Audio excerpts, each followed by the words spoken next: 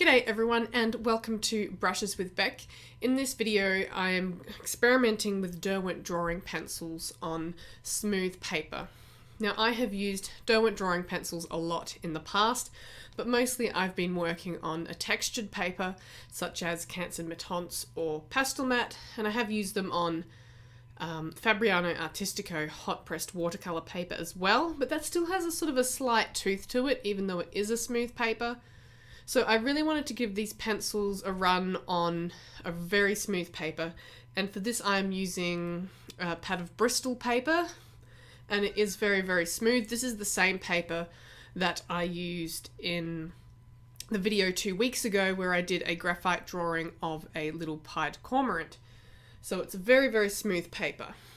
Now I've gone in and I've drawn a little yellow-faced honey-eater, and you can see I'm working all over the place in this piece. I'm not focusing in on one area.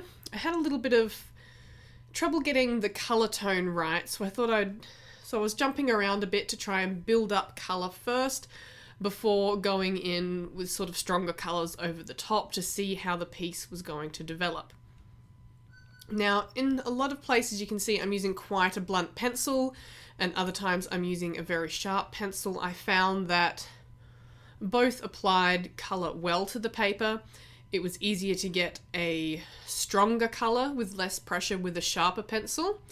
And obviously it was much easier to get fine detail with the sharper point.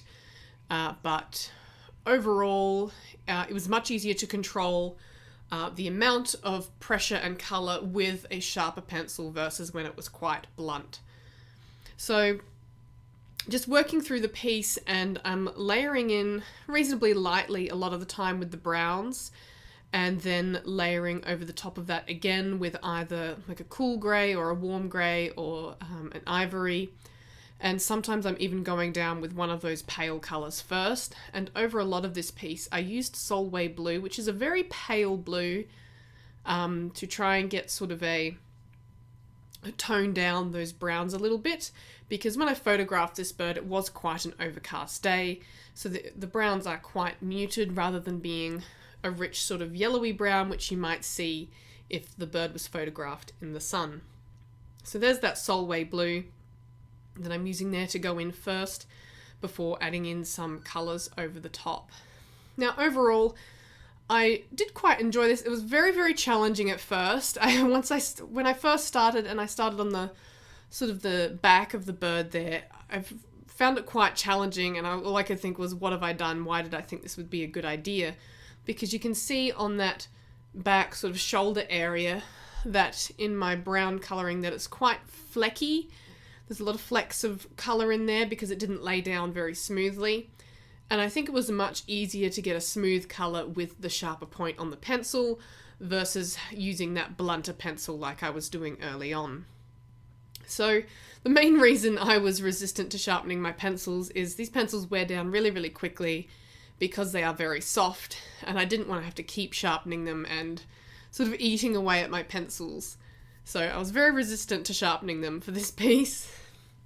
But overall, once I'd started to get those sort of base colours in, then I was very easily able to put in details over the top. Even though there's no texture to this paper, it was very, very easy with these Derwent Drawing pencils to lay in colour over the top of previous colours. Not with lighter colours, obviously.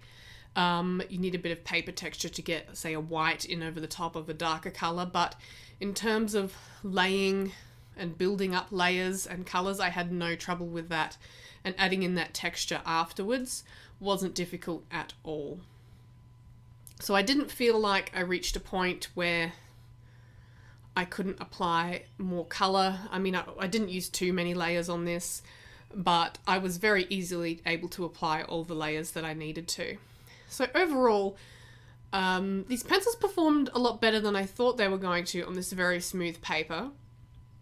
I thought I was going to have trouble blending them together and mixing them, but they worked really, really nicely. But I have always really loved these pencils. They just go down very easily, and the muted colour range is always fun to work with because it makes it a real challenge. I did pick a fairly bland bird, which made it much easier to get the colours required. but yeah, that muted colour range means you have to experiment a little bit more to get sort of the tones that you're after. So in the head area, I left that till last because I wanted to make sure I sort of knew what I was doing before I moved on to the head area, which is obviously sort of the most important area because that's where your eye is always drawn to. So I wanted to make sure I sort of had my technique a little bit better before I moved into that area. And just doing some fine feathering around the beak and the throat there and sorting that out with the light and shadow. And as I said, the pencils went down very easily on this smooth paper. I wasn't sure how the waxy pencils would go down, but it worked really, really nicely. And I wouldn't hesitate to use Derwent Drawing pencils on a smooth surface like this in future for a large piece if that's something that I wanted to do. And that's mainly what this drawing was about, is I wanted to experiment as to how appropriate these pencils were on a really smooth paper, because I've only mainly done a lot of work on really textured papers because I really enjoy working with textured paper. So overall, really, really enjoyed working on this one. Apart from that area of the back and over the shoulders, I always struggle with that on birds, and I know it's because I don't spend enough time on it, and I really didn't allow a lot of time for this piece in terms of I wanted to sort of, it was an experimental piece. I wasn't aiming to create something super defined and super realistic. I just wanted to play around and see how it went, so I wasn't overly worried about how much time I spent on it. But overall, it turned out better than I thought it was going to be honest, from when I first started, and I really enjoyed working through the process and experimenting with my pencils a little bit more, because sometimes I get stuck in the routine of doing the same sort of thing over and over again.